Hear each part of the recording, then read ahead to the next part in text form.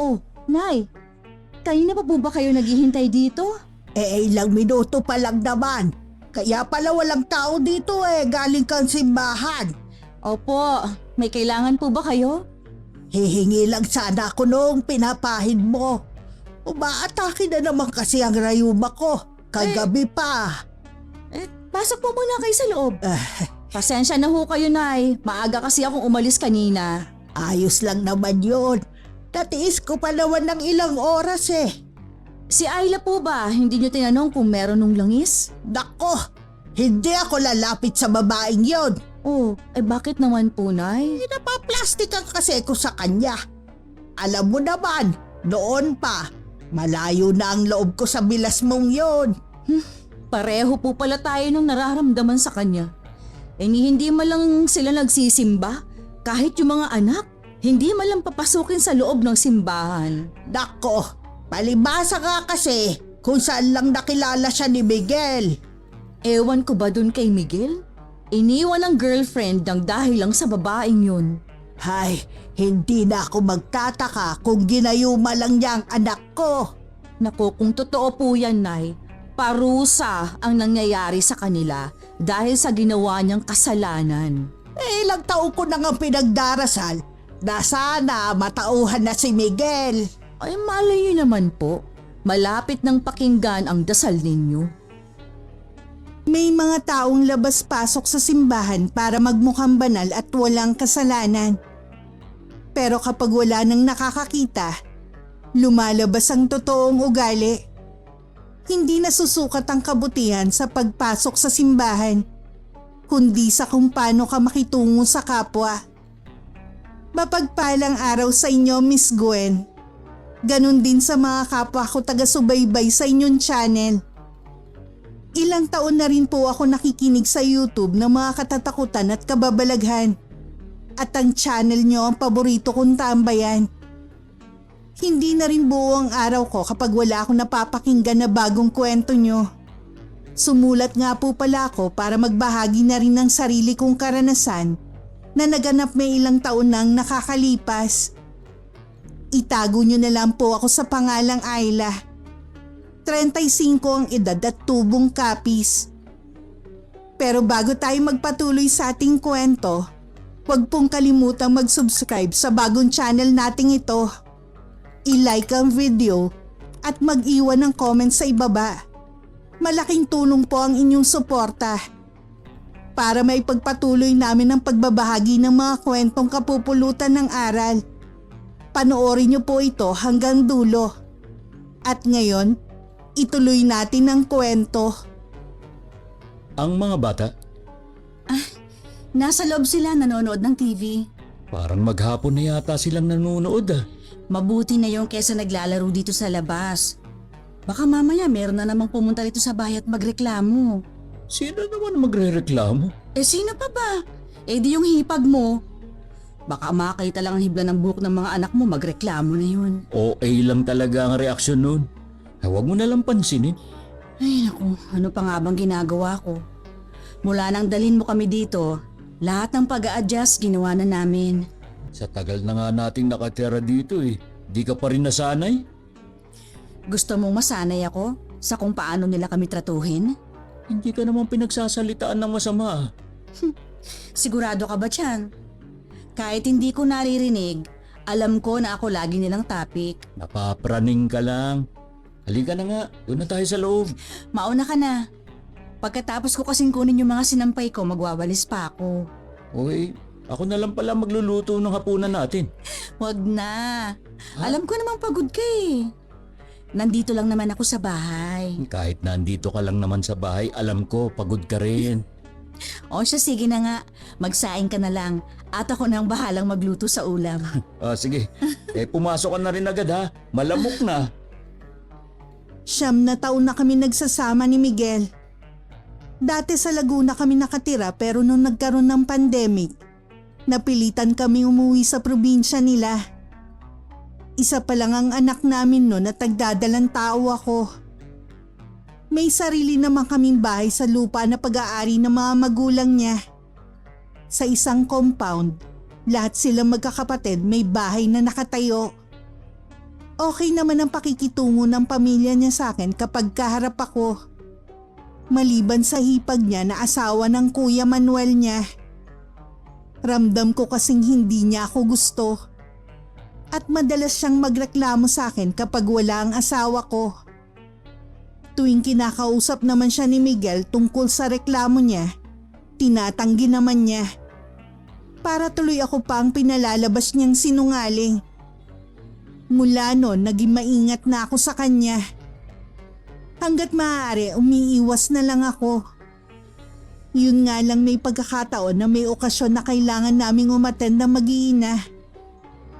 Ang nanay naman ng asawa ko matagal ng byuda. Hindi rin ito may tago na ayaw niya sa akin. At iba rin ang trato niya sa mga anak ko. Sa ilang taon na magkasama kami ng asawa ko, dama ko na kahit kailan hindi ako magiging welcome sa pamilya nila. Dahil isang babae lang ang gusto nila para kay Miguel. Nay, malapit na po ang birthday niyo ah. Ay oo, sabi ng mga anak ko, mag-aambagan daw sila para maipaghanda ako. Sina Miguel ba? Magbibigay din kaya sila? Bahala siya kung magbibigay siya. Tuwing may okasyon pa naman ang lalakas silang kumain, lalo na yung dalawa nilang anak. Hay nako, sinabi mo pa. Para namang mga patay gutom kasi kung umasta. Nakakailang balik sila sa lamesa. Hindi yata pinatitikim ni Ayla ng masarap na pagkain. Ewan ko ba? Hindi naman kasi ako nagtatanong sa babaeng yun Baka sabihin nakikialam pa ako. Naku, kaya nga kapag may tira sa bahay, ibinibigay ko na lang sa kanila. Ganun din naman ang ginagawa ko Nakakapasok po ba kayo sa bahay nila? Nung huli ako nakapasok nung bagong gawa ang bahay nila, yun lang. Hindi rin po ako pumapasok. Baka ang kalat sa loob. Tamad naman kasi si Ayla na maglinis sa kanila. Madalas nakikita ko silang mag-iina na nasa duyan sa likod bahay nila. Nako, tamad talaga ang babaeng yon. Ewan ko ba, ano kaya ang nakita sa kanya ni Miguel? Oo nga pala, Nay. Nakita ko si Janet nung minsang namalengke ako. Hiwalay na pala sila nung asawa niya. Ah, talaga? Bakit daw sila naghiwalay ng asawa niya? Nang babae daw po. Nako. At nalaman niya na may anak na 4 na taong gulang na. Nagawa pa talagang mambabae. Samantalang maganda at may kaya naman si Janet. May mga lalaki po talaga na hindi makontento sa mga asawa nila. Ilan ba ang anak nila ng asawa niya ha? Wala daw po silang anak, 2 beses daw siyang nakunan Nung nakaraang taon pa daw sila hindi nagsasama ng asawa niya. Mukhang marami kayo na pag-usapan Mula po nung aksidente kaming nagkita sa palengke, madalas na kami mag-usap.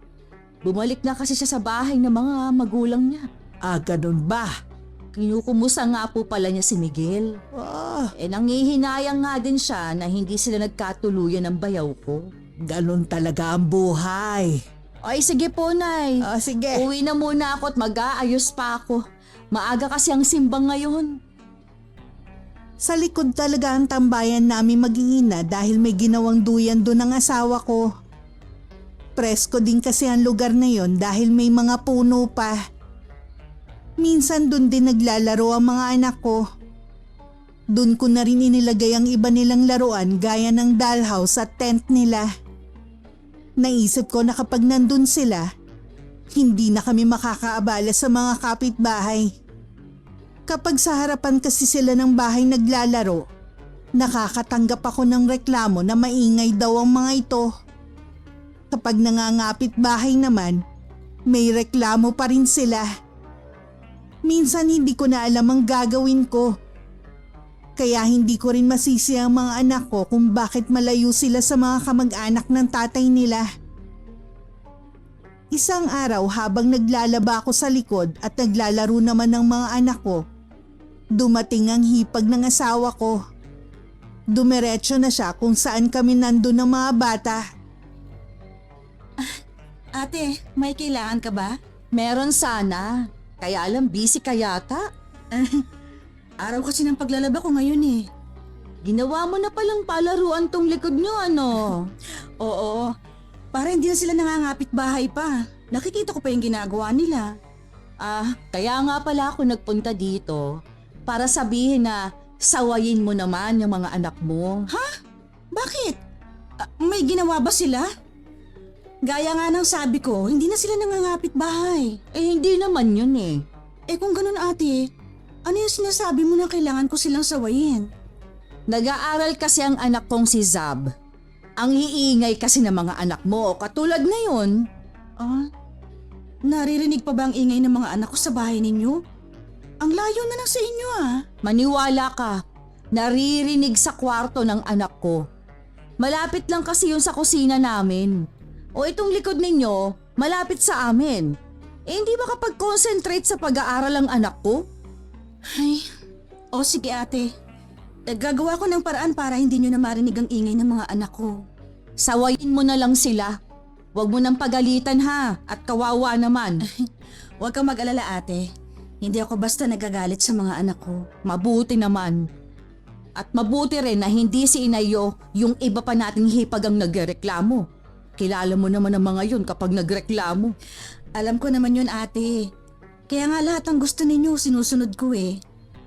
Yun lang bang pinunta mo dito? Yun lang naman. Si Miguel ba? Nasaan? Wala siya. Mamayang hapon pang uwi nun galing sa trabaho. Doon pa rin ba siya nagtatrabaho? Oo ate. Okay ba naman ang trabaho? Okay naman. Sige. Uuwi na muna ako. Ikaw nang bahala sa mga anak mo, ha? Bigla ako nawalan ng ganang ituloy pa ang ginagawa kong paglalaba. Napasulyap ako sa mga anak ko na tumigil sa paglalaro at nagtataka na nakatingin sa akin. Pilit akong ngumiti sa kanila at saka ako lumapit at niyakap sila. Niyaya ko na lang silang pumasok sa loob ng bahay. At sinabi kong lulutuan ko na lang sila ng pancake na paborito nila mag-ate. Tuwang-tuwa naman silang dalawa. Wala na rin ako sa mood para ituloy ang ginagawa ko. Pwede naman yun mamaya na lang. Pagdating ng asawa ko nung hapon, tahimik lang ako. Kahit nung naghahaponan na kami, puro tango lang ako habang nagkukwento siya sa akin. May problema ba? Bakit mo naman naitanong? Kanina ka pa kasi tahimik eh. Kahit naman sabihin ko sa'yo Miguel, wala ka namang gagawin eh. Ano na naman ang ginawa ng hipag ko? May bago na naman siyang reklamo. Ano yung reklamo niya? Sa pagluluto mo na naman ba ng ulam? Amoy na naman ba sa kanila? Tungkol daw sa mga bata. Ang ingay daw kapag naglalaro sa likod at naiistorbo ang anak nila sa pag-aaral. Naman sila masyado para marinig pa ang ingay ng mga anak natin. Kakausapin ko na lang si Ate Emily. Wag na. Ako na naman ang lalabas na masama at hindi marunong makisama. Hindi ko na kasi kayang palampasin ang ginagawa niya eh. Nandito na nga sa bahay ang mga anak natin, gusto pa rin niyang sawayin? Kung tutuusin, kahit magingay pa tayo, wala na siyang pakialam dahil bahay naman natin to. Miguel, sara na lang kaya natin ang likod natin para hindi niya na nakikita ang mga batang naglalaro. Sa tingin ko kasi yung talagang kinakainis niya eh. Kaya ba natin? Medyo mahal kasi materialis eh. Huwag kang mag-alala. May naitatabi naman akong pera. Manap ka na lang ng gagawa nun. Pasensya ka na ha. Hindi ko kasi alam kung anong problema ng hipag ko eh. Lahat na lang nirereklamo niya. Pinapalampas ko na nga lang yung ginagawa niya pero yung pagbawalan niya pati paglalaro ng mga bata dito sa bahay natin, hindi ko na talaga mapapalampas yung kaartehan niya. Huwag mo na lang sitahin. Palasimba ang hipag mo. Oh, Baka buong barangay makakalaban natin. palasimba nga. Ganun naman ang ugali. Mukhang napuno ka na rin yata Sinong hindi mapupuno sa kanya? Pinagbigyan na nga sila na hindi na palalabasin ang mga anak natin. Hanggang dito ba naman sa loob ng bahay, nakikialam pa rin siya? Para wala na silang masabi, gawin mo na lang yung sinasabi ko sa'yo. Gusto ko nga magpabakod na rin eh. Kaya lang baka magreklamong nanay mo. Kapag sa susunod may reklamo pa sila, magpabakod na nga tayo. Noon ko lang nakita na gano'n na naging reaksyon ni Miguel nang magsumbong ako. Naubos na rin siguro ang pasensya niya. Hanggat maaari kasi, ayoko na rin na magkagulo silang pamilya. Pero nakakapagod din kasi na makisama at magpasensya. Tuwing may problema ako, ang best friend ko lang ang lagi kong sinasabihan. Nasa probinsya namin siya at may sarili na ring pamilya.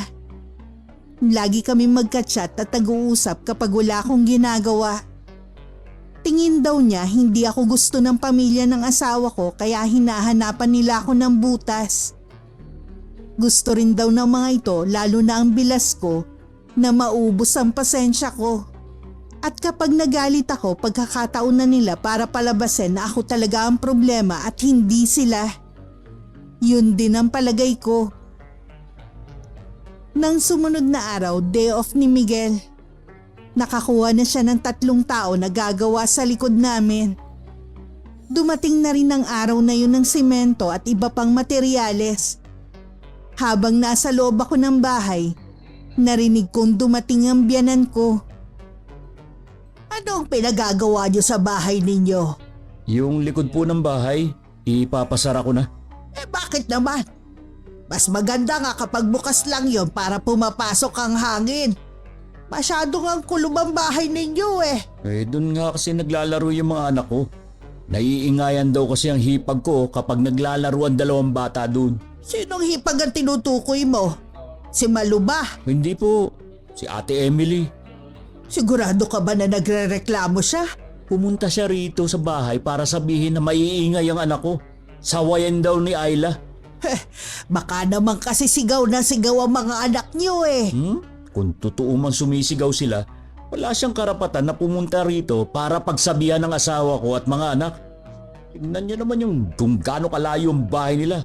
Kung sakaling meron mang makakarinig na maingay ang mga anak ko, dapat sina Ate Malu muna at hindi sila. Baka naman naririnig nila Malu. Hindi lang sila nagrereklamo. Nakausap ko na sila. Wala naman silang naririnig at siniguro ko pa yun sa kanila. Baka naman kasi hindi lang naintindihan ni Ayla ang sinabi ng hipag mo. At minasama na ang sinabi. Puro na lang kayo baka. Bakit hindi nyo na lang aminin na mas kinakampihan nyo ang hipag ko kesa sa asawa ko kahit siya naman ang mali? Nako, wala akong kinakampihan sa mga manugang ko ha. Sana nga totoo yan, Nay. Pero hindi yun ang nakikita ko Nararamdaman din yun ng asawa ko. Ang asawa mo naman kasi masyadong sensitive. Hindi rin naman kasi marunong makisama. Hindi niya inilalapit ang sarili sa amin. Pagdating pa lang dito ni Ayla, nakikisama na siya sa inyo. Pero kayong malamig sa pakikitungo nyo sa kanya. Di sana hulihin niya ang loob namin. Hindi yun nakikipagmatigasan siya. Ang sabihin nyo, minamatan nyo ang katayuan ng asawa ko dahil tingin nyo sa kanya, basta ko na lang pinulot kung saan. Total, ikaw naman na nagbukas ng topic na yan. Ikaw naman kasi ang may kasalanan. Sa dami ng babae dyan siya pa ang napili mong pakisamahan. May 2 na po kaming anak ni Ayla. Tanggapin nyo na lang siya. Ay, ano pa bang ginagawa namin? Hindi naman namin siya pinagtatabuyan Sinisigawan ba siya o pinapaya? Hindi naman Di lang ako nagsasalita noon pa. Pero tama asawa ko. Nararamdaman niya na ayaw nyo sa kanya. Ano nga magagawa ko? Mabigat ang loob ko sa kanya. Kung gano'n naman pala, wag na lang kayong pumunta dito sa bahay namin. Sino ka para pagbawalan ako ha? Baka nakakalimutan mo. Pag-aari ko ang lupang kinatatayuan ng bahay ninyo. Ko po yun nakakalimutan. Kung gusto nyo, aalis na lang kami rito. Babalik na lang kami sa Laguna. Hindi ko naman kayo pinapaalis Ang sa akin lang, paalala kung kanino ang lupang ito. O paano, maiwan na kita. Baka nakakaabala na ako. Hindi ko maiwasang matuwa dahil 2 beses na akong pinagtanggol ng asawa ko. Hindi ko naman gusto na mag-away silang mag-ina. Pero isa ang biyanan ko sa nagpapasama ng loob ko. Kung hindi man sana nila ako matanggap, sana man lang irespeto nila ako bilang asawa ni Miguel. Ang biyanan ko naman umuwi na lang at hindi na tinuloy ang balak sabihin kay Miguel tungkol sa birthday nito. Kami na lang kasi ang hindi nakakapagbigay ng ambag para sa gaganaping okasyon. O ano, Nay? Nakausap niyo na po ba si Miguel? Hay, Magkano ang inambag niya? hindi ko nasabi sa kanya ang pakay ko. Eh bakit naman po? Inabutan ko kasi na pinapagawa na nila ang likod nila. Tuluyan na daw isasara. Bakit naman daw po? Dahil sa reklamo mo sa mga anak niya. Anong reklamo po bang sinasabi nila? Sa dami ba ng reklamo mo, hindi mo na maalala kung alin sa mga yon? Baka po yung pumunta ako sa kanila. Yun na nga. Bakit kailangan pati paglalaro ng mga bata inireklamo mo sa kanila? Nay, hayaan niyo po muna ako magpaliwanag. Oo, sige. Magpaliwanag ka. Nag-aaral po kasi ang anak kong si Zab. Madalas nagkakataon kung kailan siyang puspusan sa pag-aaral tsaka nag-iingay ang mga bata. Sa layo nyo sa kanila, naririnig nyo pa ang dalawang bata? Malakas po talaga ang sigawan nila. Kahit nga ang sigaw ni Ayla tuwing pinagagalitan niyang mga anak dinig namin Kahit tanungin niyo po ang asawa ko. Para tuloy silang nagmamalaki ngayon Saan po kaya sila kumuha ng pampagawa, no? Maliit lang naman ang sahod ni Miguel. Hindi ko nga alam Baka nakakaipon sila kahit papano. Baka naman po, hindi na rin sila mag-ambag kung sakali. Kasi nga naubos na ang pera nila. Bahala sila kung magbibigay sila o hindi. Alam naman nila kung kailan ang birthday ko. Nay, wag na po sana kayong mainis sa akin. Wala naman pong masamang intensyon dun Mas naiinis ako kay Ayla. Para maliit na bagay kasi pinapalaki na niya. Oo nga po. Parang gusto niyang magalit sa amin si Miguel. Baka nga po, may dagdag pa yung kwento niya Hayaan mo na lang siya. Ngayon isasarado na nila ang likuran nila. Wala na siguro kayong maririnig na ingay. Halos 1 linggo rin bago natapos ang paggawa sa likod ng kusina namin. Maganda rin naman ang kinalabasan. May ilang kamag-anak din ang nagtanong kung bakit pinasara na namin ang bahaging yun ng bahay. Sinabi naman namin ang totoo. Napatango na lang sila at hindi na rin naman nagkomento. Tuwing dumadaan sa tapat ng bahay namin ang hipag ng asawa ko para magsimba, kahit nasa may pintuan ako, hindi na siya lumilingon. Siguro nahihiya dahil sa ginawa niya. Ilang sandali pa dumating na rin si Miguel. Kaya ako nandun dahil inaabangan ko siya. Bakit ka pinatawag ni Shelo? Ipaghahanda daw si nanay sa birthday niya. Magambagan daw kami magkakapatid. Ay, oo nga pala. Sa 1 linggo na nga pala ang birthday ni Inay. Magbibigay naman ako. Para naman yung kay inay. Tama lang naman yon. 1 beses lang naman sa 1 taon kung maganda ang inay mo Bibigay ko mamaya kay Shelo. Siya kasi ang nakatokang mangolekta. Miguel, Hmm. pwede kayang hindi na lang kami pumunta ng mga bata? Ha? Bakit naman? Alam mo naman na kapag sa mga okasyon, hindi kami hinahayaan na kumuha sa lamesa. Kailangan hintayin pa namin na bigyan kami. Lumalaki na kasi yung mga bata. Mapapansin na nilang ibang trato sa kanila. Hindi nila pwedeng gawin yun. Dahil mag-aambag ako ng panghanda. Nakakailang lang kasi. Kung gagawin ulit nila yon at makikita ko mismo, aalis tayo agad. Tapos, ako na naman ang lalabas na masama o kontrabita. Ikaw kasi masyadong mababa tingin mo sa sarili mo. Kasi yun ang pinaparamdam nila sa akin. Mula lang dalin mo ko dito, hinusga na nila yung pagkatao ko. Pupunta tayo, pero sandali lang para wala silang masabi na kinalimutan natin yung birthday ni nanay. O sige, magbibigay din ako ng regalo. Samahan mo kung bumili ha. Oo naman. Sana hindi maapektuhan ang samahan ninyo dahil sa amin ang hipag mo. Alam naman kasi nila ang tunay na ugali ng hipag ko. Pero nabubulagan sila dahil lagi siyang nagsisimba. Tingin nila magkakasala sila kapag sinita nila. Ano ba namang klaseng pag-iisip meron sila? Kaya nga Pero sa palagay ko naman, hindi na tayo papakialaman ng hipag mo.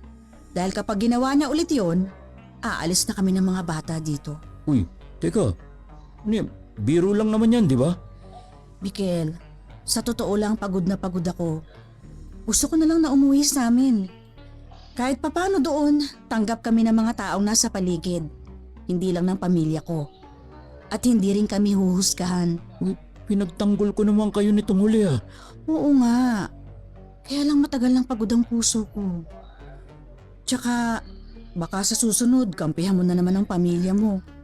Sasabihin mo na naman sa akin na hayaan ko na lang sila, na masanay na lang ako. Hindi. Lagi ko na kayong ipagtatanggol ng mga anak natin. Napag-isip-isip ko rin na mali nga ako. Nakikita ko naman ang trato nila sa iyo eh. Kaya lang, kung lagi mo naman silang kokontrahin, baka lumayo ang loob nila sa'yo. Uy, wala akong pakialam.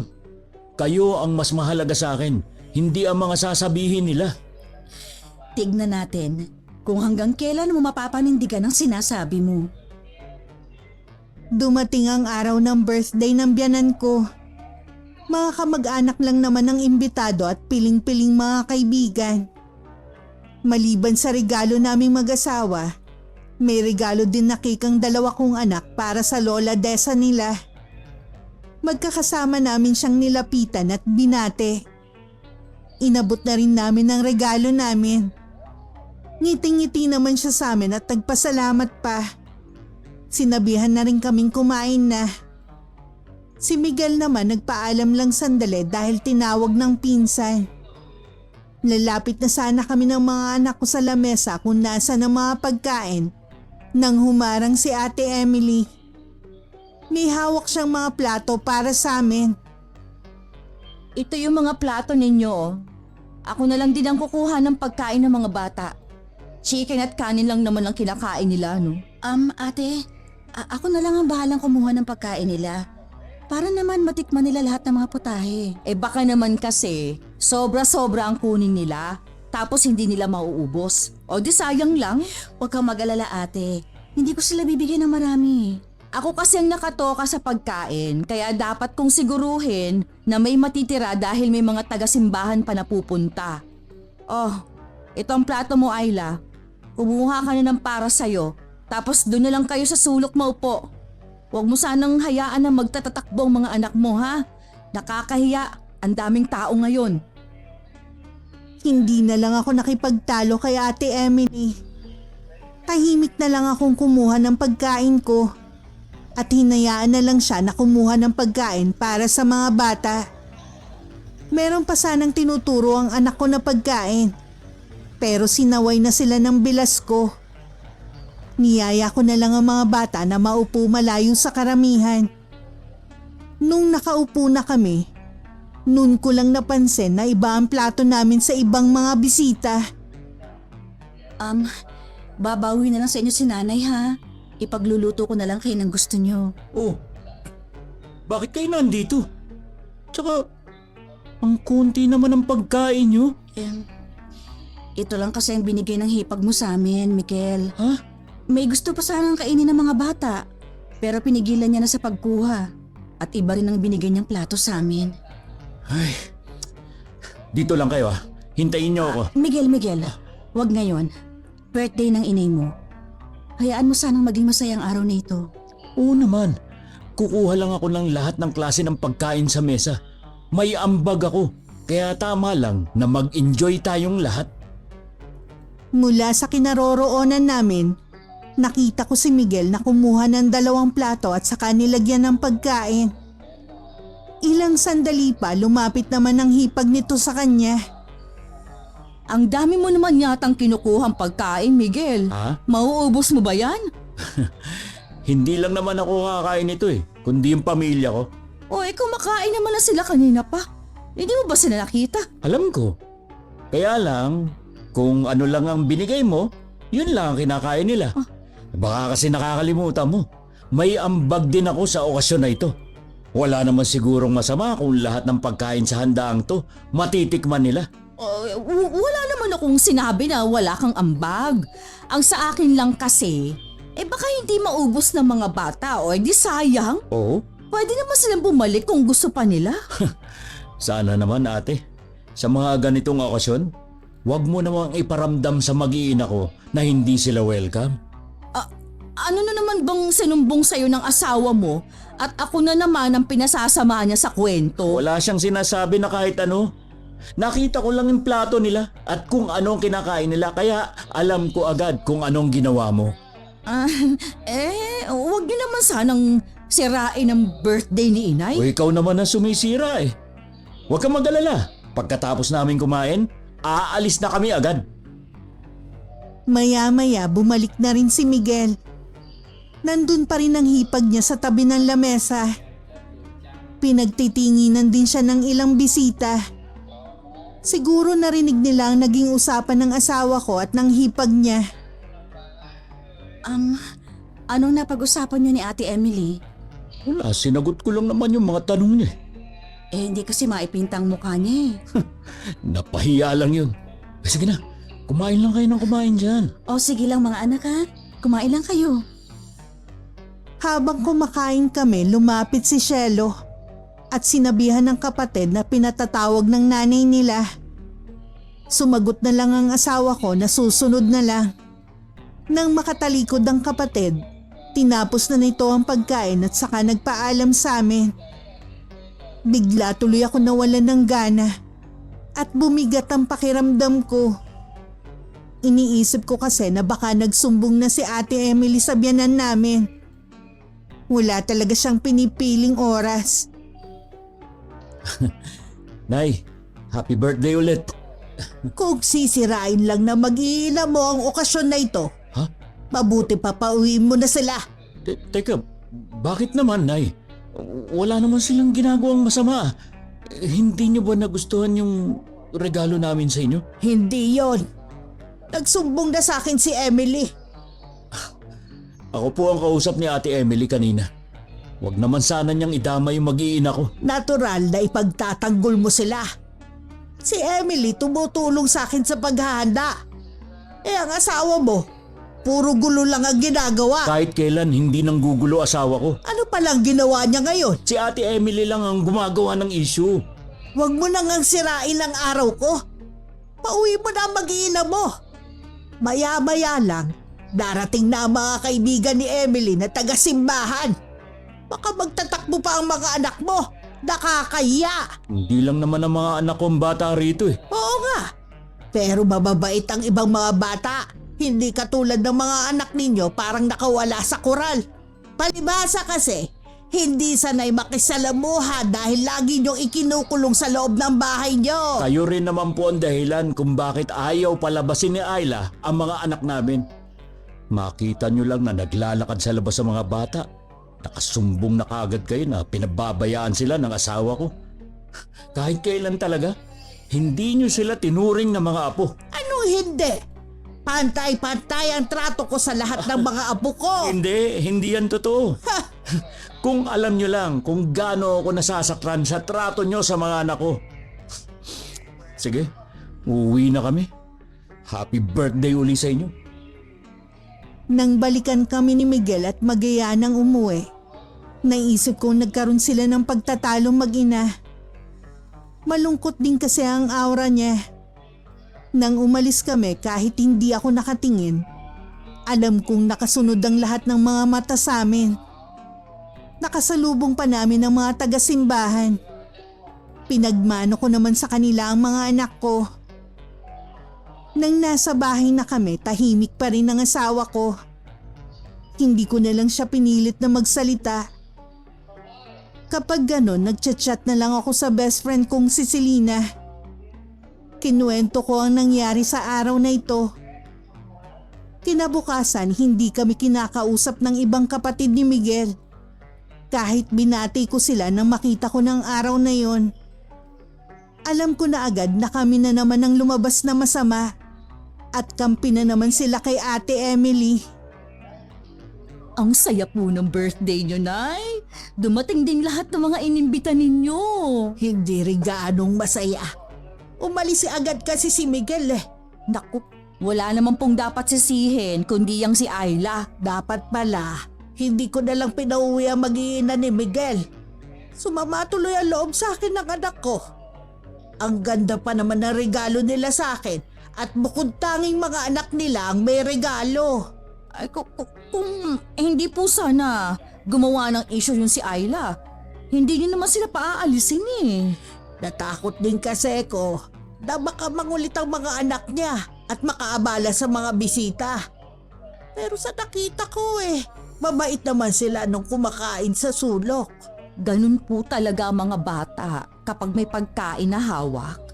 Ay, sana pala hinayaan ko na lang sila. At saka ko na lang kinausap si Miguel pagkatapos ng okasyon. Pasensya na rin po kayo, Nay, kung nagsumbong agad ako sa inyo, ha. Ang sama lang kasi ng loob ko. Dapat pala, nagtimpi na lang ako. Pupunta nga ako sa simbahan ngayon para po magdasal. Hanggang ngayon kasi, ang bigat pa rin ng dibdib ko. Oh, sige. Ipagdasal mo rin si Ayla na magbago na. Lagi ko naman silang isinasama sa mga dasal ko. Kaya alam po parang hindi naman sila tinatablan. Malalamigin ko lang ang sitwasyon at kakausapin ko rin si Miguel. Pati kasi ang mga kapatid niya galit din sa kanya. Hindi nyo naman kasi sila masisisi. Nakakabastos naman kasi ang ginawa niya. Bigla kasi silang umalis. Natural lang na masasamahan niya ang kanyang mag-iina kaysa sa birthday ko. Sana naman kasi marunong din makisama si Ayla. Hindi yung pinag-aaway-away niya tayong lahat. Bigla tuloy sumakit ang ulo ko Oh, okay lang po ba kayo? Ipapahinga ko lang to. Mawawala din naman ito mamaya. Magsabi lang po kayo ha kung hindi niyo na po kaya. Oo, Dadalhin na namin kayo sa ospital. huwag ka mag-alala. Ayos lang naman ako. Mabuti pa siguro. Dito muna kayo sa bahay. Mamaya na po kayo umuwi. Dahil mas pinili ko na maging abala sa mga gawaing bahay at pag-aasikaso sa pamilya ko, hindi ko na malaya na 1 linggo na rin pala ang nakakalipas mula ng araw ng birthday ng biyanan ko. Sinunod ko rin ang payo sa akin ng best friend ko na wag nang dibdibin ang mga nangyayari sa paligid ko. Kasama na doon ang pagtrato sa akin ng pamilya ng asawa ko. Sabi nga niya, hindi lang naman daw ako ang nakakaranas ng ganon. Sinabi pa niya na maging positibo ako sa buhay para lalong gumaan ang buhay ko at lumapit ang mga biyaya sa pamilya namin. Pero hindi sa lahat ng pagkakataon biyaya ang dumarating, kundi problema na susubok sa katatagan namin. Nang araw kasi na yun, tumawag ang katrabaho ni Miguel. Sinabi nito na kasalukuyan silang nasa ospital ng asawa ko dahil na-aksidente ito. Agad ko naman silang pinuntahan at pagdating ko nga tapos nang gamutin si Miguel. May benda ang kanang paa nito. Dahil sa takot at pag-aalala sa nangyari sa kanya, halos hindi ko na naintindihan ang paliwanag ng kaibigan niya sa kinasangkutang aksidente niya. Ang katrabaho ding yun na naghatid sa amin sa bahay. Salamat naman at hindi malala ang nangyari sa'yo. Grabe ang takot ko kanina, Miguel. Sa sobrang pag-aalala ko nga, hindi ko na nasabi sa pamilya mo ang nangyari. Pupuntahan ko lang sila. Wag na. Hindi naman malala nangyari sa akin Kahit na, mabuti pa rin yung alam nila. Di ba nga galit sila sa atin dahil sa nangyari nung birthday ni Inay? Malay mo naman na baka mawala ang galit nila sa'yo kapag nalaman nilang na-aksidente ka. Hayaan na lang natin. Baka isipin pa nila nagpapaawa ako. O siya, sige na nga. Ikaw na nga ang bahala. Yung mga bata nga pala. Ayun, nag-chat ako sa kumari natin kanina na kung pwede isabay niya sa pagsundo at doon muna sa kanilang mga bata. Nung pauwi nga tayo, nagsabi ako na susunduin ko na. Siya na nga lang daw maghahatid at wag na kitang iwan. Mabuti napakiusapan mo siya. Alam naman natin na lagi din siyang busy. Oo nga, nahiya nga ako Kinapalang ko lang talaga ang mukha ko nung magsabi ako. Siya nga pala, sabi ng doktor, baka abutin ng ilang buwan yung bali sa paa ko. Teka, di ba merong manggagamot sa kabilang barangay? Pwede tayong pumunta doon. Oo sige, kaya lang Martes at Biyernes pa tayo pwedeng pumunta dun. Ganung araw lang daw kasi yun ang gagamot Oo nga no, maghihintay pa tayo ng ilang araw. Kaya mo pa bang magtiis? Oo naman, Huwag ka na lang munang magkikikilos para hindi mamagayang paa mo, ha? Siguradong magiging kainip-inip ang pagtigil ko rito sa bahay. Inaalala ko rin yung mga gastusin natin. Huwag mo nang intindihin yon. Ako na bahala doon. Nahihiya naman ako sa'yo. Kung ikaw na naman ang gagastos. Tumigil ka nga dyan sa hiya-hiya mo, ha? Mag-asawa tayo. At natural lang na magtulungan. Nahihiya din kasi ako sa pamilya mo. Wala silang kaalam-alam sa totoong nangyayari sa'yo rito. Mikel, pinili ko na sumama sa'yo. Kaya dapat lang na magtiis ako. Hindi ko nga lang alam kung hanggang kailan. Kapag gumaling na yung pa ako, pag-usapan natin kung lalayo na ba tayo o mananatili pa tayo rito, ha? May kumakatok. Ha? Baka si Maring Pina na. Ang kumari nga namin ang dumating kasama ang dalawa kong anak. Tumuloy muna siya at kinumusta ang asawa ko. Pagkatapos na maikling kwentuhan, nagpaalam na rin siya. Hinatid ko pa siya sa may pinto at nagpasalamat ulit sa pabor na binigay niya. Nung gabi, hindi makatulog si Miguel dahil kumikirot ang paa niya. Mabuti na lang may binigay na gamot para sa kirot ang doktor na tumingin sa kanya. Maghahating gabi na rin nang makatulog siya. Kinabukasan habang nag-aalmusal kami, dumating ang biyanan ko. Mukhang alam na nito ang nangyari sa anak niya. Bakit hindi niyo sinabi na naaksidente ka pala? Kung hindi ko pala kasalubong si Pina kanina, hindi ko pa malalaman. Hindi naman po malala nangyari sa akin eh. Anong hindi malala? Tingnan mo nga yung paa mo. Bakit naman kasi hindi ka nag-iingat eh? Aksidente nga po. Hindi natin inaasahan. Sa kalagayan mo, palagay ko matagal kang hindi makakapagtrabaho. Ganun na nga po. Baka abutin pa raw ng ilang buwan eh. Eh paano kayo niyan ha? Ano po ang ibig niyo sabihin? Paano ang pang-araw-araw niyong gastusin dito? Kami na po ang bahala. Meron naman kami na itatabi.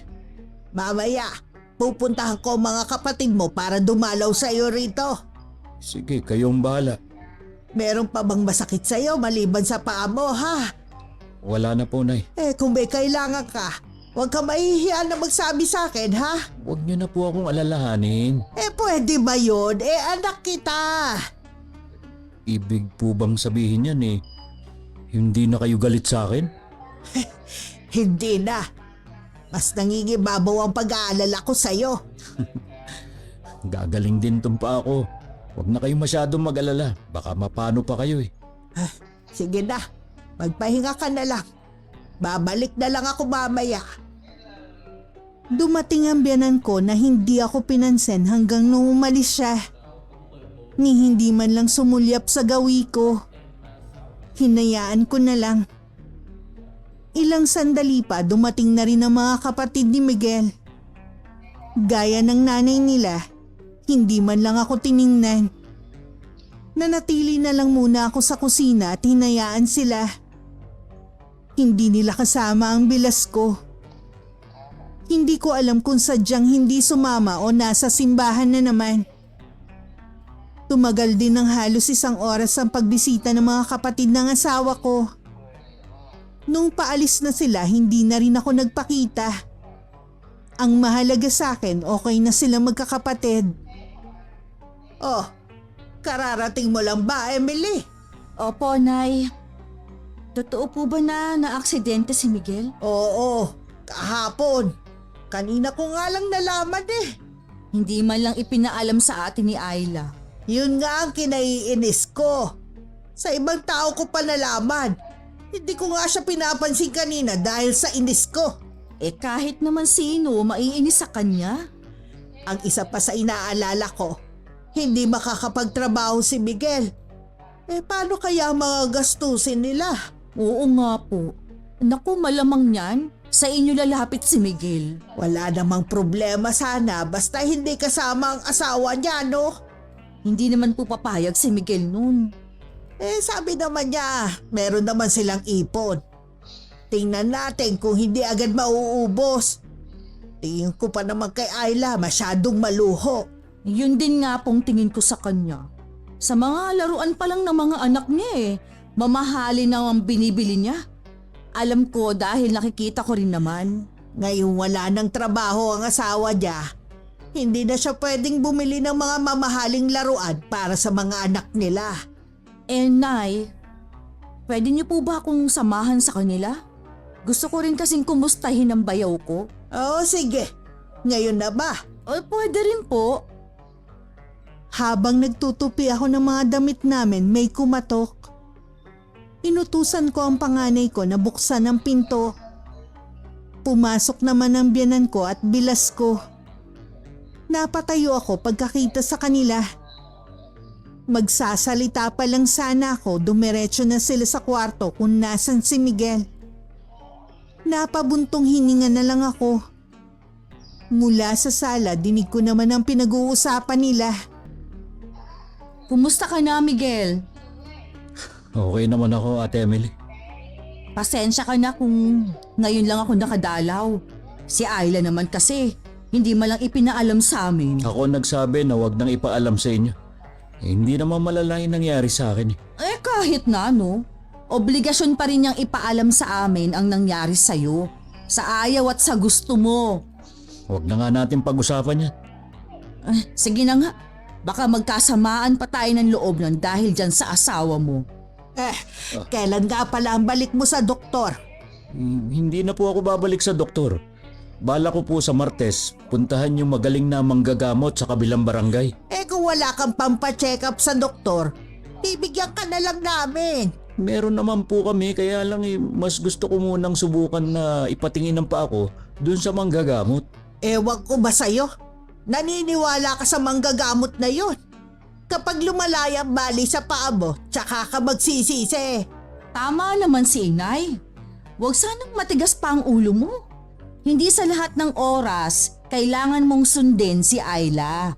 Sigurado, siya nagsabi sa'yo na dun ka magpatingin. Nakikiusap ako sa inyo. Hayaan nyo na lang kami mag-asawa na magdesisyon sa bagay na ito. Bahala ka nga. Hindi na kami makikialam. Siya nga pala, Miguel. Kinukumusta ka ni Janet? Hiwalay na pala sila nung asawa niya? Talaga? Gusto ka nga niyang i-chat, nahihiya lang. Bakit naman niya ako gustong i-chat? Siguro, mangungumusta lang din sa'yo. Alam mo kasi, umamin siya na hanggang ngayon raw, ikaw pa rin ang mahal niya. Sayang nga lang, may pamilya ka na. Pakikumusta mo na lang ako sa kanya. Hangad ko na maging masaya siya sa buhay niya kahit hiwalay na sila ng asawa niya. Sasabihin ko sa kanya kapag nagkita ulit kami. Nang marinig ko na nagpapaalam na ang biyanan at bilas ko, dali-dali akong pumasok sa banyo at binuksan ang gripo. Tsaka lang ako lumabas nang masigurong wala na sila sa bahay namin. Hindi na rin naman binanggit ni Miguel ang tungkol sa mga pinag-usapan nila. Nung dumating ang araw ng Martes, nakisuyo ulit ako sa kumari namin kung pwede sa kanila na muna ang 2 bata. Baka kasi gabihin kami ng asawa ko. Dahil alam namin na maraming nagpapagamot sa manggagamot na pupuntahan namin. Nakarating naman kay Ate Emily na kay Maring Pina ko iniwan ng mga anak namin. Kaagad naman niyang sinabi yun sa biyanan namin. Parang napahiya tuloy ako kay Pina kanina. Lalo na lang magtanong kung wala daw bang mag-aasikaso sa mga bata dito sa atin. Parang gustong palabasin yung Ayla na yun ang sama natin. Ang babaeng yun talaga. Inuubos niya ang pasensya ko. Gusto ko na nga siyang kumprontahin kung ano bang problema niya. Si Miguel ang kakausapin ko. Mabuti pa nga po. Sumusobra na kasi si Ayla. Kung sa bagay, ganun talaga kapag hindi nakakakilala sa Diyos. Bukas na lang ako pupunta sa kanila. Mukhang paalis ka yata ngayon . Opo, sa bayan kami magsisimba. Kasama ko si Janet. Oo nga pala. Alam ko na hindi mo gusto si Ayla. Pero hindi naman yata tama na sa bahay pa nila mismo banggitin mo ang tungkol kay Janet. Alam ko narinig ni Ayla ang mga pinag-uusapan natin. Eh sinabi ko lang naman po ang mga sinabi ni Janet sa akin. Oo nga. Pero sana hindi doon mismo sa bahay nila. Kahit kasi ako nabastusan sa ginawa mo. Pasensya na po, Nay. Hindi ko na po yun uulitin. Ayoko lang kasi na maging dahilan yon para lumayo sa atin si Miguel. Kita mo nga, ayaw niyang pinakikialaman sila. Ay nako, siguro po, nasusulsulan lang siya ni Ayla. Minsan, kakausapin ko ang babae na yon. Gusto ko malaman ng iniisip niya. Baka kung ano lang po ang sabihin niya sa inyo, sumama lang po ang loob niyo. Handa naman ako Kapag kinausap niyo po siya, sasamahan ko po kayo. Sige na. Umalis ka na, baka malate ka pa sa pupuntahan mo. Eh wala pa naman po ang sundo ko Ha? Ibig mo sabihin, susunduin ka niya rito?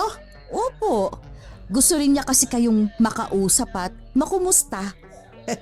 Hindi pa rin niya ako nakakalimutan. Lagi namin kayong topic ni Miguel. Magtapat ka nga. Gusto pa bang makipagbalikan ni Janet sa anak ko? Ang totoo po niyan, kahit na may asawa pa siya dati, mahal pa rin daw po niya si Miguel. Kahit daw may asawa na to, handa pa rin daw siyang makipagbalikan. Ako, malabo ang gusto niya mangyari. Mahal na mahal ni Miguel ang asawa niya at mga anak niya. Mahalin niyo naman, mahal pa rin siya ni Miguel. Baka napipilitan lang ang bayaw ko na pakisamahan si Ayla. Ay, nandyan na pala ang kotse ni Janet. Sige. Uuwi na muna ako. Hindi niyo po ba muna kakausapin sandali? Saka na lang. Medyo kumikirot na naman kasi ang rayuma ko Baka mahuli rin kayo sa pagsisimba ninyo. Sige po, sasabihin ko na lang po sa kanya na sa susunod na lang siya dumalaw. Mabuti na lang hindi kami ginabi sa bahay ng manggagamot. Kahit maraming tao, mabilis pa rin ang panggagamot niya. Habang naghihintay nga, namamangha ako sa mga lumalabas doon na magaling na. Gaya na naaksidente sa motor na hindi magalaw ang braso. Paglabas nito na igagalaw na yon, na parang nagdahilan lang. Hindi tumatanggap ng bayad ang manggagamot kaya bumili na lang kami ng isang balot ng tinapay, kape at asukal. Ginaya na lang namin ang ginagawa ng iba na ipinapatong sa lamesa. Pagkarating nga namin sa bahay, sinundo ko na rin ang 2 bata sa bahay ng kumari ko. Nabanggit din ni Maring Pina na nagkita sila ng bilas ko. Mukhang hindi daw nito nagustuhan na sa kanya ko iniwan ang mga anak namin. Alam ko na agad na gumawa na naman ito ng issue para mapasama ako. Ngumiti lang ako at nagpasalamat bago umalis. Kinabukasan nga ng umaga naging bisita namin ng biyanan ko. Babalik ka ba sa manggagamot? Opo, Nay. Pinababalik po ako sa Biyernes. May pagbabago ba naman sa paa mo? Maginhawa na po ang pakiramdam ko kumpara nung mga nakaraan. Kagabi nga po, mahimbing ako nakatulog Kung aalis kayo sa Biyernes, sa akin nyo na lang iwan ang mga bata. Oh, Ako na lang muna ang bahala sa kanila. sigurado ba kayo? Oo, isang araw lang naman Maghapon po sila sa bahay nyo dahil wala silang pasok sa Biyernes. Walang problema sa akin. Uy, sige po. Sasabihin ko kay Ayla. Nasaan nga pala siya? Pumunta ng palengke. Buti may pamalengke pa kayo. Oo naman po. Napansin ko na ang gaganda pala ng mga gamit nyo dito sa loob ng bahay. At hindi ito basta mumurahin Si Ayla po ang bumili at pumili ng mga gamit namin. Aba, magaling pala siyang pumili. At napansin ko rin na malinis ang buong bahay kahit may bata kayo. Makalat lang po kapag naglalaro yung mga anak ko. Pero marunong naman sila magligpit ng mga laruan nila. Mabuti naman habang bata pa, may disiplina na sila. Si Ayla po ang laging kasama ng mga anak ko. At siya nagtuturo ng magandang asal sa mga yun. May huminto na tricycle. Baka ang asawa mo na yon. Uuwi na muna ako sa bahay. Binababa ko na ang mga pinamili ko sa tricycle nang lumabas ng bahay ang biyanan ko.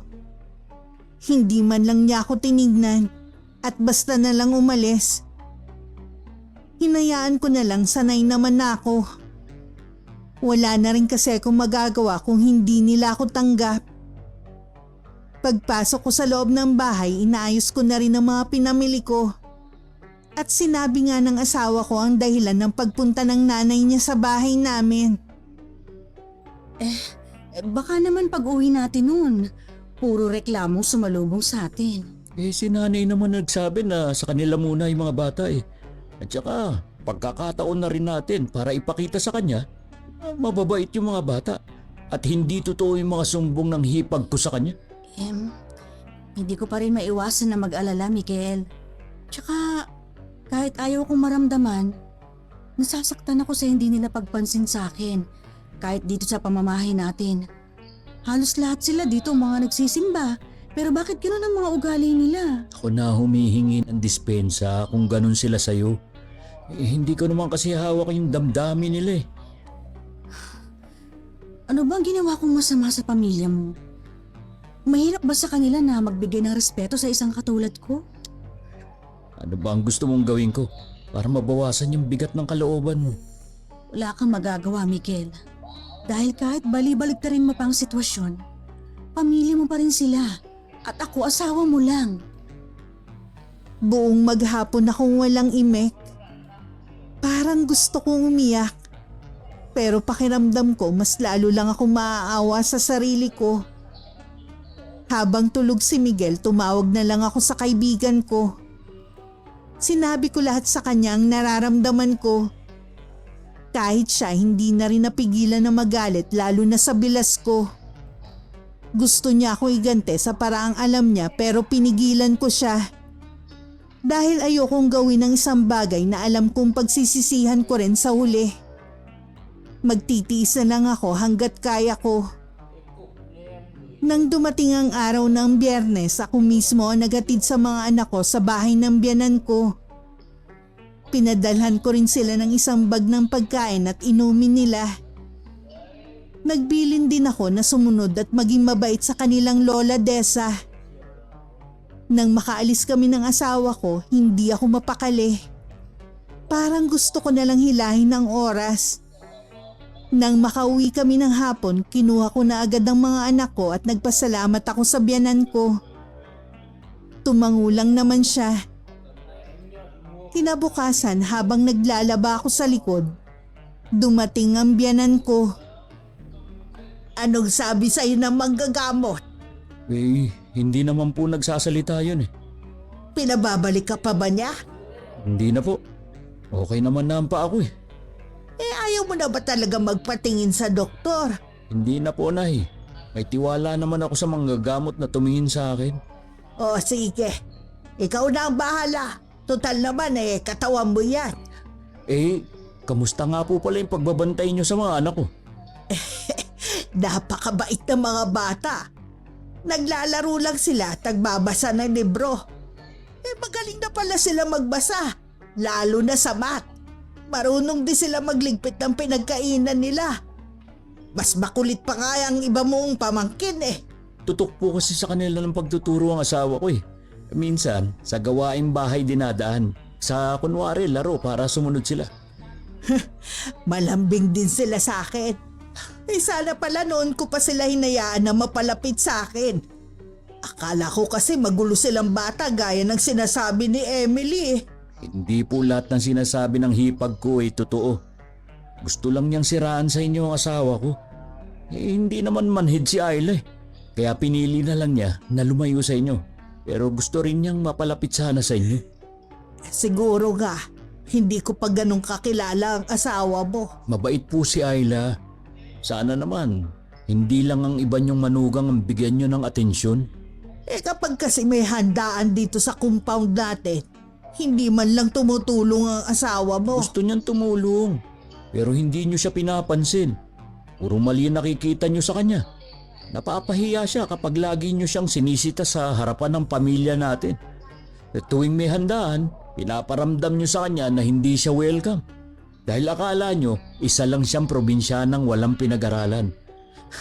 Akala niyo naman mayaman ang angkan natin.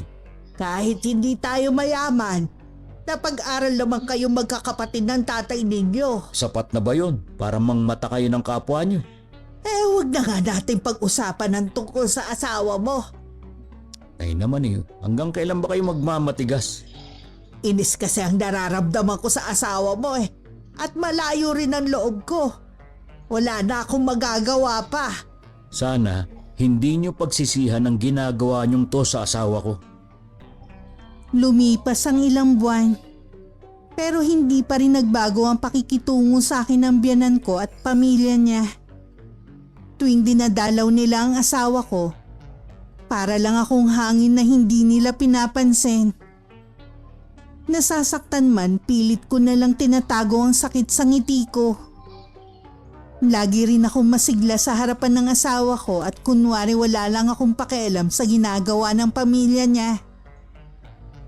Akala ko mahaba lang ang pasensya ko. Hindi ko akalaing darating din ang hangganan ko. Isang umaga kasi, dumating si Ate Emily. May bisita daw kasi siya at gustong makausap ang asawa ko. Hindi naman ito sinabi kung sino. Nang magkaharap na sila ni Miguel, tsaka lang nito sinabi kung sino ang naghahanap dito. Dun na nagpanting ang tenga ko. Sobra-sobra na kasi ang pambabastos na ginagawa nila sa akin. Si Janet palang bisita mo? Gusto nga niya sa bahay kayo mag-usap para walang istorbo. Sabi ko, hindi mo pa kayang maglakad. Okay lang ba? Napapuntahin ko na lang siya dito. Pwede naman, Ate Emily. Pero maghihiwalay na kami ng bayaw mo. Kaya sige, papuntahin mo siya dito. Uy, grabe ka naman, Ayla. Parang gusto lang kumustahin ni Janet ang asawa mo. Akala mo yata, hindi ko alam na hanggang ngayon ay may pagtingin pa rin ng babaeng yun sa asawa ko. At ikaw naman, kinukonsinti mo. Mismong dito pa sa pamamahay namin. Alam mo, bago ka pa kasi dumating sa buhay ni Miguel, matagal na silang may relasyon. Kung hindi nga lang dahil sa'yo, baka nagkaayos pa sila at naging mag-asawa. Matanong nga kita, ate. Ganyan bang tinuturo ng pari ngayon? Nagsisimba rin kasi ako dati pero hindi naman yan ang tinuturo. Ang kawalan ng respeto sa kapwa. Walang kinalaman dito ang turo ng pari o ng simbahan, ha? Malaki ang kinalaman nun. Hindi mo kasi sinasabuhay. Nagsisimba ka lang naman para ipakita sa mga tao yung pagkukunwari mo na mabait ka. Pero ang totoo, asal hayop ka naman. Ito ba, Miguel? Ang pinakasalan mong babae? Asal kanto naman pala? Lumalabas talaga ang pagkaasal kanto ko, lalo na kapag ang kaharap ko mga katulad mo. Tama na yan. Mabuti pa, Ate Emily. Umuwi ka na. Paano si Janet? Gusto kanya makausap. Hindi mo ba nakikita, ha? Nagkakagulo kami ng asawa ko dahil sa kanya. Sige, aalis na ako. Sasabihin ko na lang sa kanya. Ayla. Yun lang bang sasabihin mo sa kanya, ha? Paulit-ulit nila akong binabasto sa sarili kong pamamahay, pero wala kang ginagawa. Pati mali siya ka lang. Ano nga naman naawayin ko sila? Miguel, ako ang asawa mo. Ako ang kasama mo sa hirap at ginhawa. Sa mga problema, ako ang laging gumagawa ng solusyon. Sana iparamdam mo naman sana sa akin na mahalaga din ako sa'yo. Mahalaga kayo sa akin ng mga anak ko. Hindi pa ba sapat ang mga ginawa ko? Ha? Kulang pa! Kumpara sa mga sinakripisyo ko noon. Dahil ikaw ang pinili ko. Kung hindi sana ikaw ang pinili ko, hindi ko mararanasan ang paulit-ulit na maliitin ako. Hindi ko mararanasan na maitsapuwera sa mga okasyon. Lahat ng pinaparanas ng pamilya mo sa akin, hindi ko mararanasan kung hindi ikaw ang pinili ko. Ang dami ko pang gustong sabihin kay Miguel pero napahagulgol na lang ako. Kahit marami na akong binitiwan ng mga salita, sobrang sikip pa rin ang dibdib ko. Para pa rin itong sasabog sa sobrang sakit. Nakayuko lang naman ang asawa ko. Isang plano ang nabuo sa isip ko at sigurado na ako. Nang humupa ang nararamdaman ko, kinausap ko siya ng masinsinan. Labis ang pagkagulat sa mukha niya dahil sa harapan niya mismo. Tinawagan ko ang ama ko at sinabi ang plano ko. Isang araw palabas ako ng bahay para pumunta ng palengke nang dumating ang biyanan ko. Sandali ko lang siyang tiningnan bago umalis. Tutal naman para lang akong hangin sa kanila. Hindi naman siguro kalabisan kung hindi ko na rin siya pansinin. Ano yung narinig ko na? Matindi daw ang naging pag-aaway niyo ni Ayla. Opo, nag-away kami dahil kay Janet. Ano naman ang kinalaman ni Janet? Kasi nagpunta dito si Ate Emily. Gusto ba namang dalhin dito si Janet? Yun ang kinagalit ang asawa mo? Ang babaw naman ng dahilan. Hindi lang po yun. Marami pang dahilan. Isa na doon kung paano nyo siya tratuhin. Kapag pumupunta kayo rito, hindi nyo man lang siya batiin o pansinin man lang. Ano ang gagawin namin? Malayo nga ang loob namin sa kanya. Dahil na rin yun sa ginagawa niya. Sige nga. Ano ba masama ang ginawa ng asawa ko sa inyong lahat? Magbigay kayo ng kahit isa lang. Bakit kailangan ko pang sabihin? Alam mo naman yun. Lagi kasi kayong kampi sa palasimba kong hipag eh. Puro naman paninira at kasinungalingan ang lumalabas sa bibig niya. Lagi na lang kayo nakikinig sa kanya. Hindi niyo muna alamin yung totoo. Para tumigil lang sa kadramahan niyang asawa mo, kakausapin ko si Emily at ang iba pa. Di na po kailangan. Maghihiwalay na rin naman po kami ni Ayla. Ano? Maghihiwalay na kayo? Opo. Maging masaya na sana kayo. Loka pala ang asawa mo eh. Maliit na bagay makikipaghiwalay. Punong-puno na po siya sa atin. Mas gusto na lang niyang umuwi sa kanila at ipagpatuloy ang buhay nilang mag-iina na wala ako sa tabi nila. Teka, kakausapin ko ang babaeng yon. Hindi na po magbabago pa ang isip niya. Nakausap na rin niya ang tatay niya. Iiwan ka niya na nasa ganyang kalagayan ka, ha? Kapag maayos na po ako at nakakalakad na, tsaka sila alis. Baka naman may ibang lalaki ang asawa mo. Nagdadahilan lang. Ako ang masigit na nakakakilala sa asawa ko. Huwag niyo na siyang gawa ng kwento. Kakausapin ko pa rin siya. Ayokong kami ang sisihin mo kapag nagkahiwalay kayo. Ilang araw nang pabalik-balik ang biyanan ko at mga kapatid ng asawa ko. Nabanggit na rin niya na gusto kong kausapin ang biyanan ko. Hindi naman ako nagbigay ng reaksyon. Tuwing pupunta sila, nagkukulong lang ako sa kwarto ng mga anak namin. Kung dati sabi ka kong pansinin nila ako, ngayon mas gusto ko na lang umiwas hanggang sa makaalis na kami ng mga anak ko. Hindi rin naman niya tinangka na katukin ako sa kwarto. Kaya hindi rin kami nagkaroon ng pagkakataon na magkausap ng biyanan ko. Bakit po kailangan niyo pang kausapin si Ayla? Kasi hihiwalayan na niya si Miguel. Bakit naman po? Dahil sa inyo ni Janet. Nagkaroon sila ng matinding pagtatalo dahil sa inyo. Ang naging resulta, uuwi na lang daw ng probinsya ang mag-iina. Gusto lang naman po kasing kumustahin ni Janet ang bayaw ko. Dadalhin mo ang ex ng anak ko sa mismong bahay nila. Alam mo hindi naman lingid kay Ayla ang naging relasyon nila. Nananadya ka ba talaga para galitin si Ayla?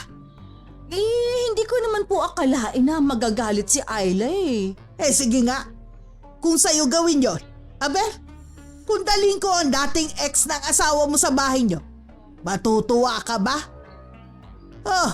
Sumagot ka. Siyempre, hindi po ako matutuwa. Yun naman pala eh. Hindi porke nasa panig mo kaming lahat. Gagawin mo na ang lahat para saktan at insultuhin si Ayla. Kung maghihiwalay na po silang dalawa, wala lang magiging problema si Janet. Minsan napapaisip na rin ako kung totoong bukal sa puso mo ang pagsisimba. Oo naman po. Marami akong natutulungan ng mga hikahos sa buhay. Alam niya ng mga kasama ko sa simbahan. Kung gano'n, bakit ka galit na galit kay Ayla?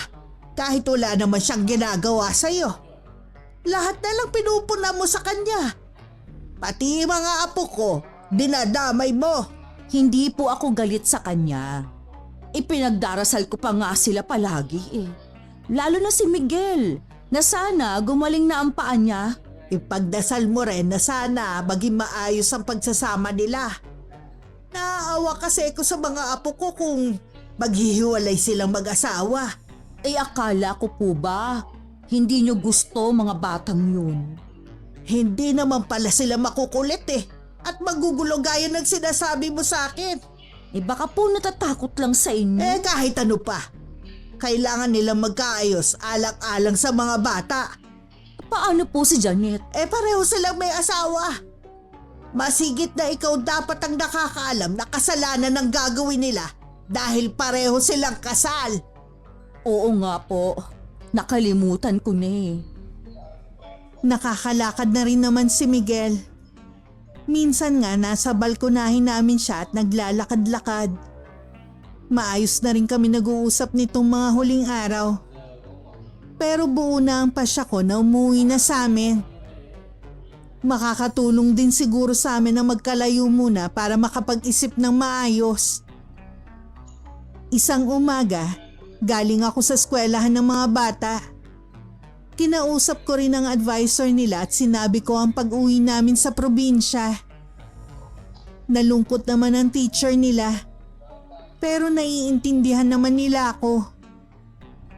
Pagdating sa amin, naabutan ko si Ate Emily kasama ang ex ng asawa ko. Sa balkonahe pa talaga sila nag-uusap. Namilog naman ang mga mata nila pagkakita sa akin.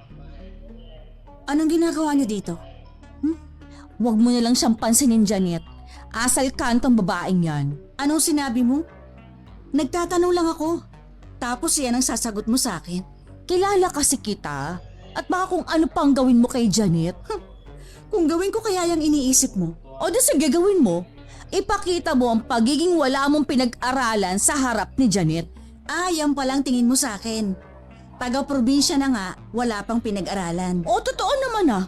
Kaya nga kahit na anong gawin mo, hindi ka matatanggap ng pamilya namin. Ate Emily, ang mabuti pa, umalis na kayo bago ako mapuno.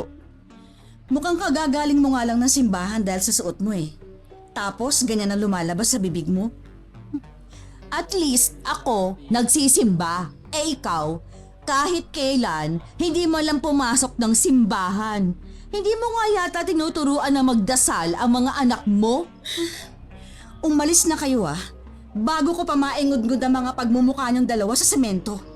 Ang layo talaga ng ugali mo kay Janet, no? Sila talagang bagay ni Miguel. Hindi ka ba talaga titigil, ate? Pag-isipan mo sana ang sinabi namin kanina. Aalis na kami. Huwag ka nang babalik dito. Ayla, hindi ko naman alam na pupunta sila rito. Huwag ka mag-alala. Hindi ko naman pinakinggan ang mga sinasabi nila. Pagod na ako. Hindi ko na mapapatawad kahit kailan ang hipag mo. Lahat ng sakit na pinaranas niya sa akin, ipaparamdam ko rin sa kanya. Habang nasa kwarto ako, pumasok ang dalawang bata. Sinabi nila na umalis ang ama at pumunta sa lola nila. Sinabihan ko naman sila na ayusin na ang mga laruan nila. Ilang araw na lang kasi, uuwi na kami sa probinsya. Nang lumabas ang mga anak ko, tsaka ako tinawagan ng best friend kong si Selena. Payag na ako sa gusto nitong mangyari. Palagay ko ang paghihiganti lang ang paraan para gumaan ang pakiramdam ko. Malayo pa lang si Miguel nang makita siya ng mga kapatid na paika-ikang maglakad. Inalalayan na siya ng mga to hanggang makarating sa bahay ng nanay nila. Nandun lahat maging ang mga hipag at bayaw niya. Oh, may nagyari ba? Bakit ka naman hinayaan ng asawa mo? Hindi niya alam na umalis ako ng bahay. May importante ka bang sasabihin kaya sumadya ka pa dito? Opo. Sa sunod na araw, susunduin na ang asawa ko ng mga magulang niya. Ayaw naman kasi niyang makipag-usap eh. Tuwing pupunta kami sa inyo, lagi na lang siya nagtatago sa kwarto. Hindi niyo naman siya masisisi. Ganon talaga kapag walang pinag-aralan, hindi gaya natin. Pasensya ka na, Miguel, ha? Hindi ko talaga nagustuhan ang ginawa niya kanina. Nakakahiya kay Janet. May tinapos si Ayla. Kung hindi niya pinili na sumama sa akin, matagal na siyang nagtuturo. Galing din sa mayamang pamilya sa probinsya si Ayla. Malawak ang lupain nila at marami silang negosyo. Wala tayo sa kalingkingan nila. Anong sinabi mo? Totoo ba yan? Oo! Ilang beses niya na akong niyaya na sa kanila na lang manirahan pero ayoko. Nahihiya kasi ako sa pamilya niya kahit napakabait nila at sobrang pakikisama sa akin. Hindi kasi kayo umattend sa kasal namin dahil simple at sa West lang ang kasal. Noon pa, hinusgahan yun na ang pagkatao ni Ayla nang hindi man lang siya kinikilala. Yung bahay namin, pera niya ang pinampagawa dyan. Kahit hindi siya magtrabaho, mabubuhay siya na marangya pero pinili niyang mamuhay ng simple na kasama ako. Akala ng mga magulang niya, maayos ang lagay ng anak nila. Hindi nila alam, hirap na ang kalooban dahil sa paraan ng pagtrato niyo sa kanya. Anak, patawarin mo kami. Hindi namin alam. Gustuhin ko man na pigilan siya. Alam ko na hirap na rin siya. Hahayaan ko na maging masaya naman siya. Hindi mo naman kasi sinabi nung una pa lang. Para ano? Para magbago ang pakikitungo mo sa kanya?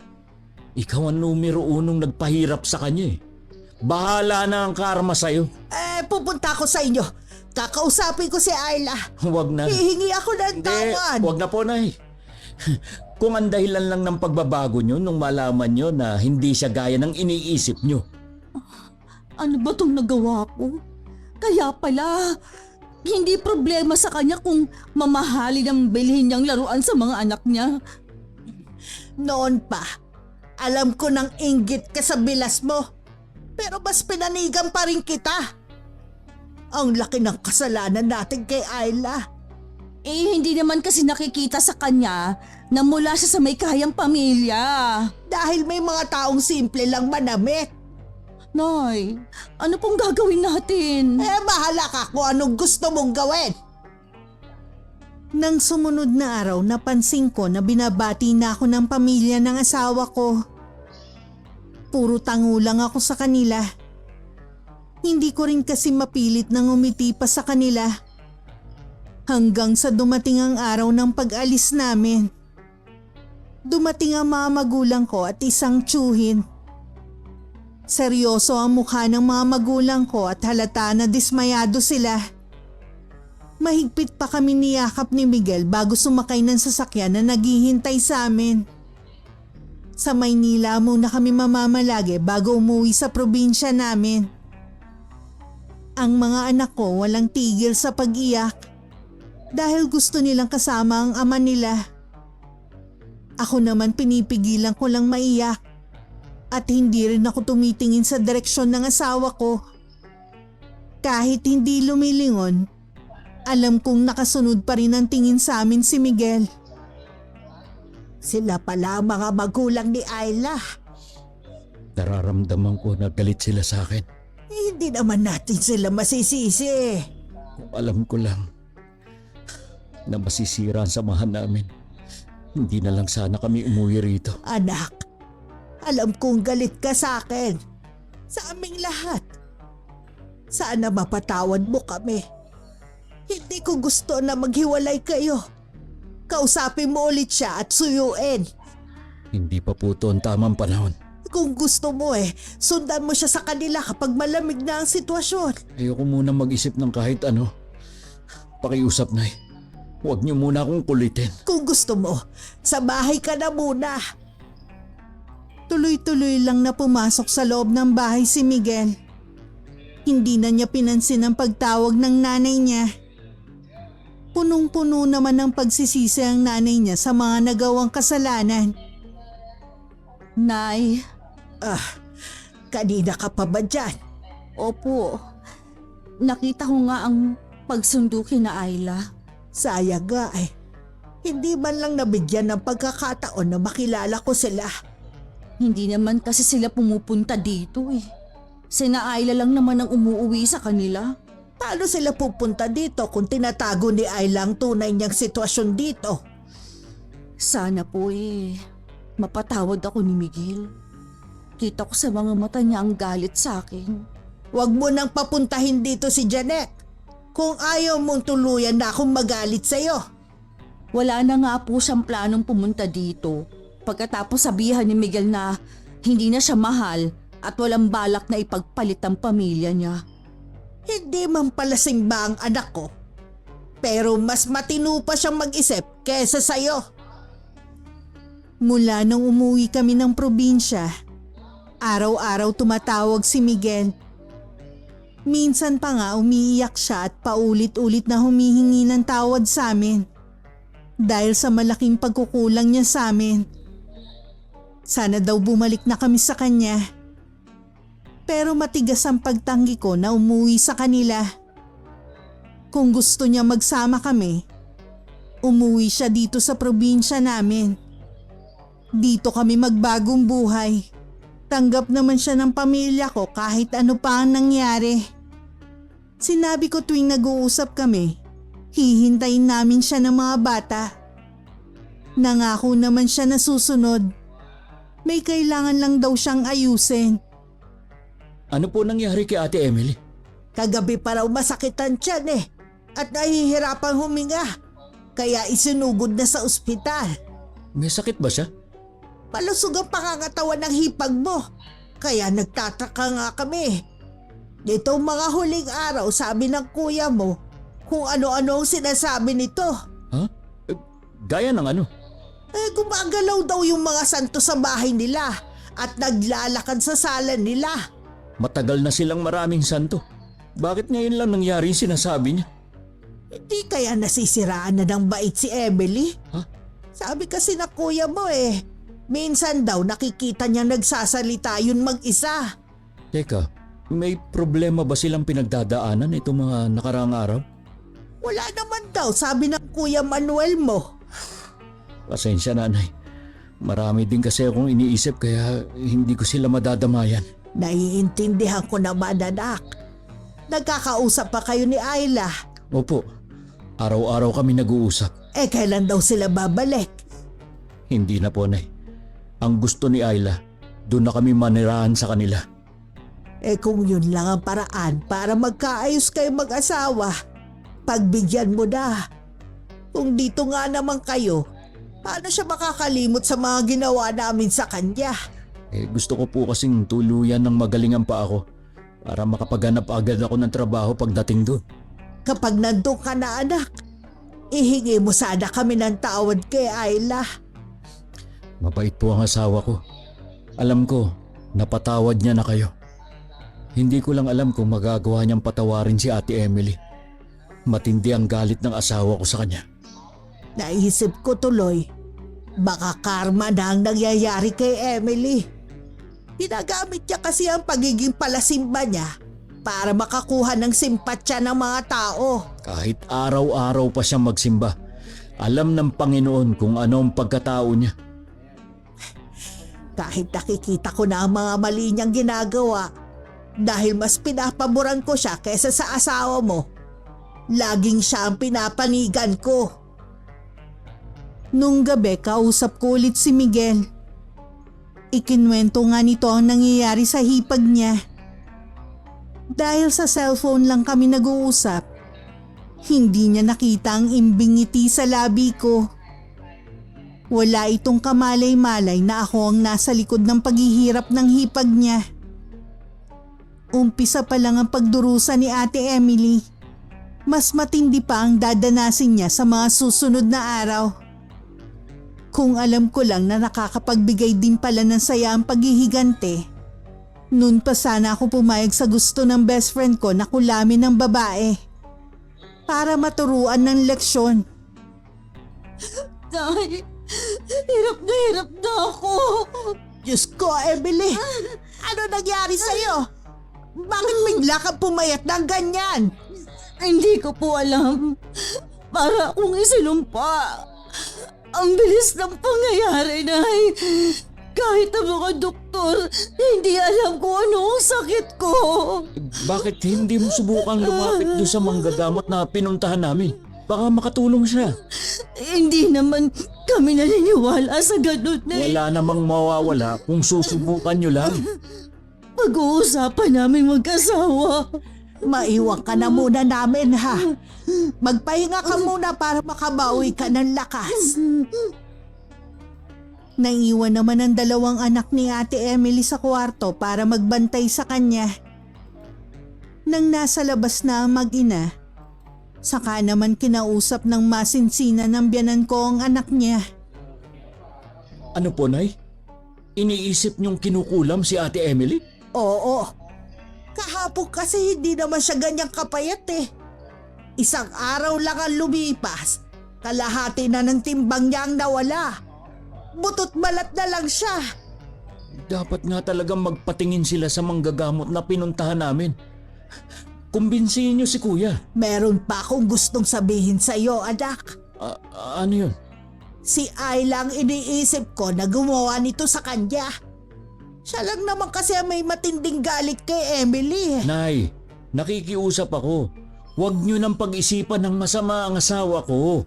Nananahimik na sila sa probinsya eh. Pasensya ka na, iho. Ay, paalis na po ako sa susunod na araw. Gusto ko lang ipaalam sa inyo. Akala ko ba magpapagaling ka muna bago ka umalis? Miss na miss ko na ang pamilya ko eh. Naiintindihan ko. Mag-iingat ka doon, ha? Makalipas ang ilang araw, kasama na namin ulit si Miguel. Tuwang-tuwa naman ang mga bata pagkakita sa kanilang ama. Kinausap pa ng mga magulang ko ang asawa ko at inalok ng trabaho. Alam kong mas magiging masaya at tahimik ang buhay namin dito. Mamamatay na po yata ako. Nilapitan na namin lahat pero hindi pa rin ako gumagaling eh. Wala ka kasing pananampalataya, nagagaling ka. Parusa na siguro ito sa akin dahil sa mga ginawa ko kay Ayla at sa mga anak niya. Humingi ka ng tawad sa kanya. Ipaabot mo sa ating Panginoon. Kahit lagi ako nagsisimba dati, hindi pa rin niya ako pinakikinggan. Dapat kasi mula sa puso ang pagdadasal mo. Hindi lang galing sa isip. Alam ko naman po yun eh. Magpakatatag ka, Emily. Alang-alang sa mga anak mo. Kailangan ka pa nila. Nagpapakatatag naman po ako. Kaya lang, hirap na talaga ako sa kalagayan ko. Huwag ka mawalan ng pag-asa. May awa ang Diyos. Laging kausap ni Miguel ang nanay niya. Sa kanya kami nakakabalita ng nangyayari kay Ate Emily. 3 buwan na rin pala mula nang kulamin siya ng best friend ko. Ganun katagal na siyang nagdurusa. Kahit litrato lang ang ibinigay ko, naging mabagsik pa rin ang kulam nito. Sabi pa ng biyanan ko, mahina na daw ang bilas ko. Hindi na raw ito nakakatulog at nakakakain. Sa palagay daw nila, naghihintay na lang ito ng kamatayan. Gusto ko lang naman siyang parusahan, pero hindi ko pa rin hinangad na mamatay siya. Kaya nung araw na yon, pinuntahan ko si Selena. At pinatigil ko na siya sa ginagawa niyang pagkulam kay Ate Emily. Sumunod naman agad ito. Nang sumunod na araw, tumawag ulit ang biyanan ko. Sinabi nito na magaling na daw si Ate Emily. Kung gaano daw kabilis ang pagbagsak ng katawan nito, ganun din kabilis na bumalik ang pangangatawan nito at lakas. Meron sana akong ipagtatapat sa iyo, Miguel. Ako ang nagpakulam sa hipag mo. Nagawa ko yun dahil sa sobrang galit ko. Pero pinabawi ko na rin kaya siya gumaling. Hindi ako nagagalit sa'yo. Pero sana, huwag mo nang uulitin yun kapag nagkaroon ka ng kagalit. Alam mong masama ang kumapit sa karunungang itim. Alam ko naman. Hayaan mo. Yun ang una at huling beses akong magpapakulam. Kahit hindi maganda yung ginawa mo, yun ang naging daan para magbago yung hipag ko. Sabi ni inay, mabait na daw talaga at hindi lang basta pakitang tao lang. Mabuti naman kung ganon. Mahirap kasi na ginagamit pa ang pagiging palasimba para lang masabi na mabait siya. Sa kasalukuyan, masaya kaming namumuhay ng pamilya ko dito sa probinsya. Mula nang tumira kami dito, isang beses pa lang kami nakauwi sa lugar ng asawa ko. Isa lang ang maipapayo ko na natutunan ko sa karanasan ko.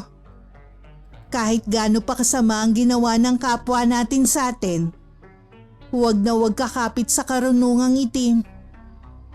Mas mabuti na ipagdasal na lang natin sila at hayaan ang nasa taas ang magparusa sa kanila. Kailanman hindi tamang ilagay sa kamay natin ang pagganti para gumaan ang pakiramdam natin.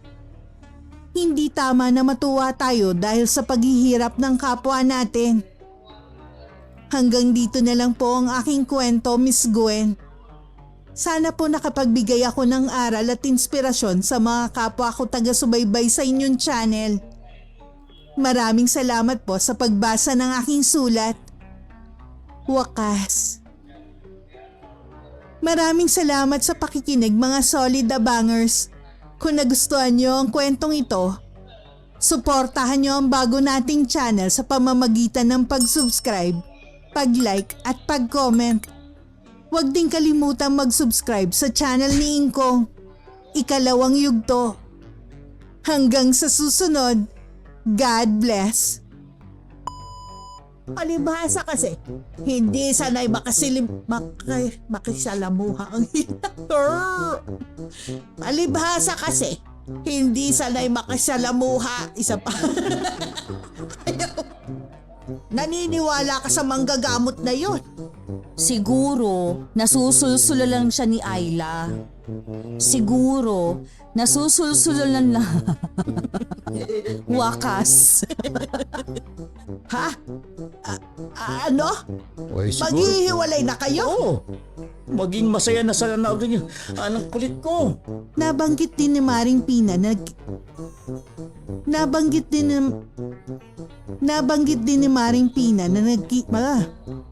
Tutok po kasi sa kanila ng pagtuturo yung asawa ko eh.